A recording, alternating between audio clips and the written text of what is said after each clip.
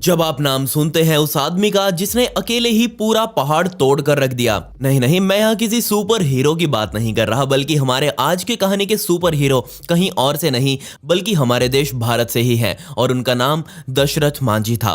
और उनकी कहानी बिहार के गया जिले के गहलोर गांव से शुरू होती है। बाद में इस आदमी को माउंटेन मैन के नाम से भी जाना गया। दशरथ का जन्म सन 1934 में मूसाहर प्रजाति में हुआ। और यकीन मानिए ये मूसाहर प्रजाति भारत की सबसे गरीब जनजातियों में से एक है। इसलिए ये सुनने में ही कितना अजीब लगता है कि ऐसी बैकग्राउंड से एक आदमी उठकर सामने आया जिसने पूरे पहाड़ को ही तोड़ डाला। लेकिन इसी गरीबी ने दशरथ को सहारा भी दिया। बचपन में ही वो अपने गांव में देखता आ रहा था कि उसके गांव के सामने खड़ा ये 300 फुट ऊंचा पहाड़ पार करने के लिए लोग मुश्किल से चढ़ पाते हैं। यहाँ तक कि गांव की महिलाएं पानी लेने के लिए हर रोज उस पार जाकर पैदल ही लेकर आती हैं। आम भाषा में कहूँ तो इस गांव के पास बेसिक सी चीजें जैसे कि पानी, बिजली और स्कूल्स या फिर हॉस्पिटल वगैरह कुछ नहीं थे। ऐसे हालात देखकर दशरथ बहुत छोटी उम्र में ही काम धंधा करने के लिए धनबाद शहर आ पहुंचा। और उन्होंने ये 193 किलोमीटर लंबी दूरी पैदल चलकर ही पार करी थी। वो अभी तक एक बच्चे ही थे और इसी बचपने में वो कोयले की खदान में काम करने लगे। लेकिन तकरीबन 7 सालों तक उन्होंने वहां पर काम किया, जिसके बाद वो वापस अपने गांव गहलोरा पहुंचे। यहाँ रहते हुए उन्होंने खेतों में मजदूरी का काम करना शुरू किया। लेकिन यहाँ भी वो कुछ खास पैसा नहीं कमा पाए। लेकिन अपने गांव वापस आते ही दशरथ की शादी हो गई, जिसमें उनकी पत्नी का नाम फाल्गुनी देवी था। और उनसे उनको 2 बच्चे भी हुए। परिवार हो चुका था, उनकी भी जिम्मेदारी सर पर थी। आपके मन में भी ये सवाल जरूर आया होगा कि दशरथ के मन में ऐसी क्या बात थी जो उसने सब कुछ छोड़ छाड़ कर पहाड़ को अकेले ही काटने का फैसला किया। तो जवाब है कि ये गांव आम जनजाति से बिल्कुल अलग थलग था। हॉस्पिटल नाम की यहाँ कोई चीज नहीं थी। सबसे पास का कस्बा जहाँ डॉक्टर मिल सकता था वो वजीरगंज था, जिसकी दूरी गहलोर से तकरीबन 40 मील की थी। और ये 40 मील भी लोगों को पहाड़ चढ़कर पैदल ही पार करने पड़ते थे। आम भाषा में कहूँ तो दशरथ का गांव और आम जरूरतों के बीच ये पहाड़ उनके सामने खड़ा था। और तब आया सन 1960 का एक दिन, जब दशरथ पहाड़ के दूसरी तरफ अपने काम पर थे, जबकि पीछे से घर पर उनके बच्चे बाहर खेल रहे थे और उनकी पत्नी फाल्गुनी पहाड़ के उसी साइड पानी भरने के लिए गई हुई थी। सोचकर देखिए, फाल्गुनी को सर पर मटका रख के ये 300 फुट ऊंचा पहाड़ चढ़ना भी था और उतरना भी था। ये ऐसा रास्ता था जहां पर पहले भी बहुत से हादसे देखे और सुने जा चुके थे, लेकिन फाल्गुनी हर रोज ये काम करती थी। बदकिस्मती से उस दिन फाल्गुनी का पैर वहां से फिसला और वो सीधा नीचे गिरने लगी। उसका ऐसा हाल होते हुए नीचे गाँव में मौजूद लोगों ने देखा और उनमें से एक तुरंत भागकर दशरथ के पास आया और उसे सब कुछ बताया। यहाँ दशरथ का बुरा सपना सच हो चुका था। सबसे पहले तो दशरथ कई मील भागकर अपनी पत्नी के पास पहुंचा, लेकिन उसे भी पता था कि यहाँ से हॉस्पिटल बहुत दूर है।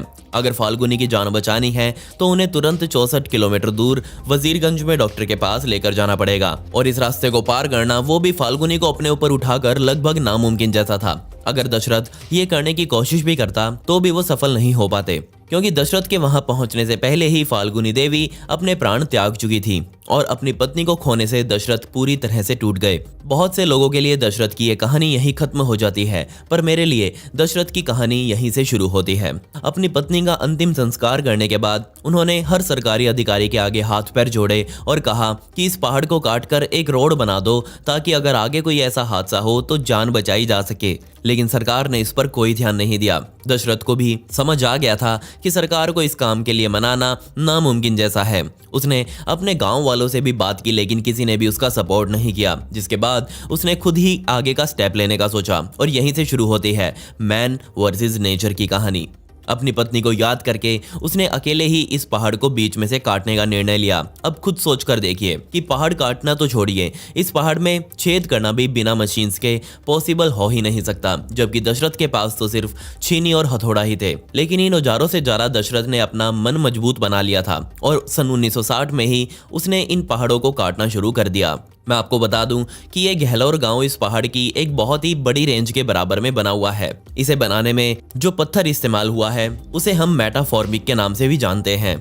वो हर रोज इस पहाड़ को देखते और सोचते कि अगर ये पहाड़ यहाँ नहीं होता या फिर इसके बीच में कोई रास्ता होता तो वो अपनी पत्नी को बचा सकते थे। वो हर रोज पहाड़ पर चढ़ जाते और लोग उन्हें देखकर उन पर हंसने लगते और बोलते कि 2-4 दिन में थककर वापस आ जाएगा। उन्होंने अपनी 3 बकरियां बेचकर 2-3 नए छीनी हथौड़े खरीदे। हर सुबह सूरज उगने से पहले दशरथ उठ जाते और अपने पड़ोसी के खेत में थोड़ा सा काम करके अपने और बच्चों के लिए 2 टाइम का खाना जुटाते। सुबह सुबह ही इतना काम करके बंदा थक जाता है और वहाँ काम करने के बाद वो सीधा पहाड़ पर चढ़ जाते और उसकी एक एक चट्टान पर चोट मारने लग जाते।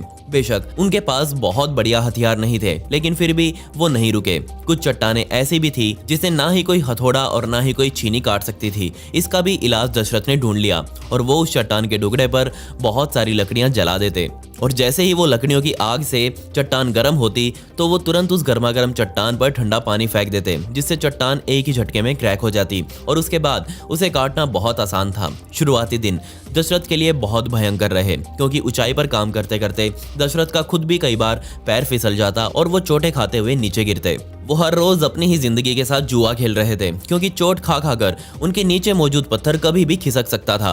उन्हें अंदाजा था कि उसके बाद उसके बच्चे अनाथ हो जाएंगे, लेकिन फिर भी उन्होंने यहाँ हार नहीं मानी। धीरे धीरे कर उनकी पहाड़ तोड़ने वाली खबर पूरे गांव में फैल गई, लेकिन फिर भी कोई मदद के लिए सामने नहीं आया। दिन महीनों में बदलते गए और महीने सालों में। गर्मी सर्दी धूप बारिश में दशरथ को काम करता देख लोग उसे पागल बोलने लगे। जब भी वो अपना पूरा दिन का काम खत्म करके नीचे उतरते तो लोग उन्हें ताने मारने लगते और कहते कि ये काम कभी नहीं हो पाएगा। लोग उसे पास बैठाकर समझाते कि ये फालतू का काम करने की बजाय और कोई काम धंधा करो जिससे कम से कम उसके बच्चों का तो पेट भर जाए। जबकि कुछ लोग तो उसे ये बोलते कि इतना काम करने से वो मर जाएगा। लेकिन दशरथ के दिमाग में कुछ और ही बैठा हुआ था।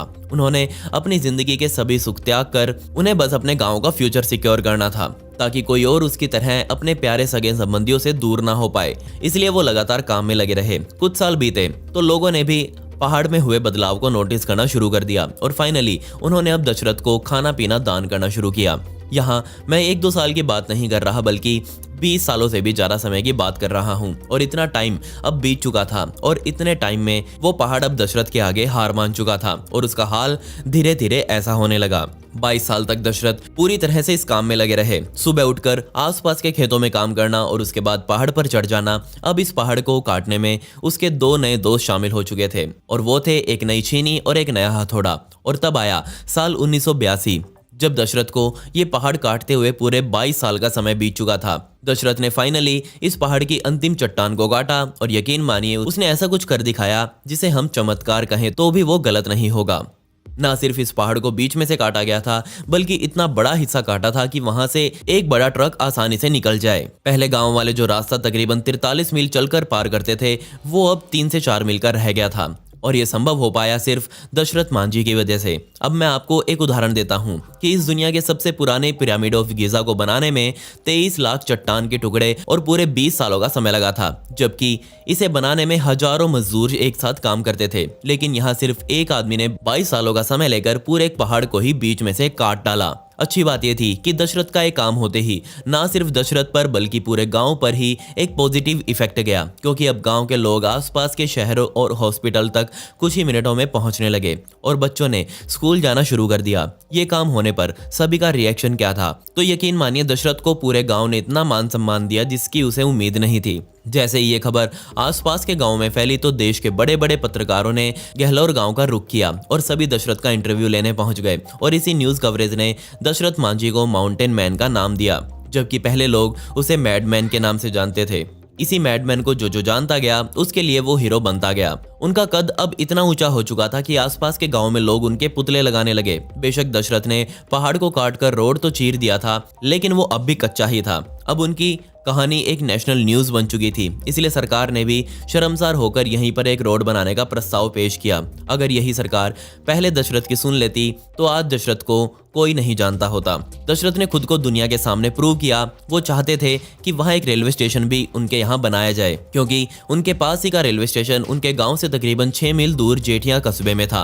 और ये प्रस्ताव पास करवाने के लिए उन्होंने सीधा अब दिल्ली की ओर प्रस्थान किया। उनका प्लान था कि वो अब सीधा तब के प्रधानमंत्री इंदिरा गांधी से मिलेंगे। उन्होंने जेठिया गांव से ट्रेन पकड़ी और उनके पास दिल्ली तक जाने के भी टिकट के लिए पैसे नहीं थे और टीटी ने उन्हें अगले ही स्टेशन पर धक्के मारकर निकाल दिया। और क्या आप विश्वास करेंगे कि उन्होंने यहाँ अपना प्लान कैंसिल नहीं किया और ट्रेन से उतारे जाने के बाद भी वो दिल्ली तक 600 मील का सफर अकेले और पैदल तय किया। लेकिन यहाँ उनकी सुनने वाला कोई नहीं था। प्राइम मिनिस्टर से मिलना तो दूर, उनके निवास स्थान के बाहर खड़े गार्ड्स ने उन्हें धक्का देकर वहां से भगा दिया। 2000 की शुरुआत तक भी दशरथ मांझी अपने गांव के लिए जगह जगह से पैसे जुटाने की कोशिश करते रहे, लेकिन उन्हें कोई भी सफलता हाथ नहीं लगी।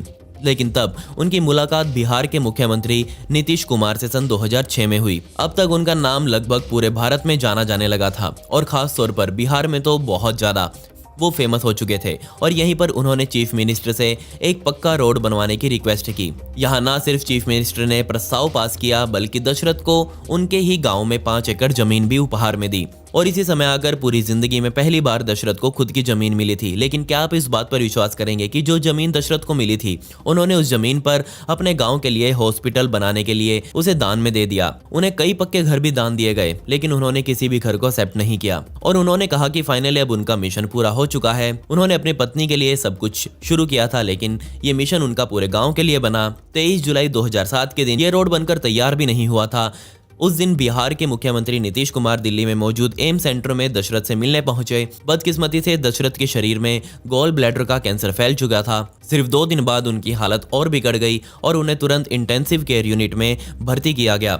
17 अगस्त 2007 के दिन दशरथ इस दुनिया को छोड़कर अलविदा हो गए, पर उनका ड्रीम प्रोजेक्ट पूरा हो चुका था। दशरथ के पार्थिव शरीर को उनके गांव गहलोर में लाया गया और वहां उनका अंतिम संस्कार किया गया। उनके दुनिया छोड़ने के तकरीबन 4 साल बाद ये रोड पूरी तरह से बनकर तैयार थी। इस रोड के मुहाने पर एक गेट लगाया गया और इस गेट का नाम आप खुद पढ़ लीजिए, दशरथ मांझी द्वार।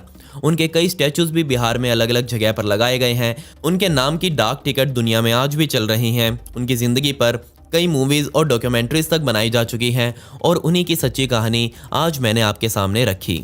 खैर, पिछली वीडियो का शाउट आउट सैंडी को and comment pick me to get a shout out in next video. आपको ये वीडियो कैसी लगी कमेंट्स में वो भी बता दें। मिलते हैं अगली वीडियो में। ये वीडियो देखने के लिए धन्यवाद।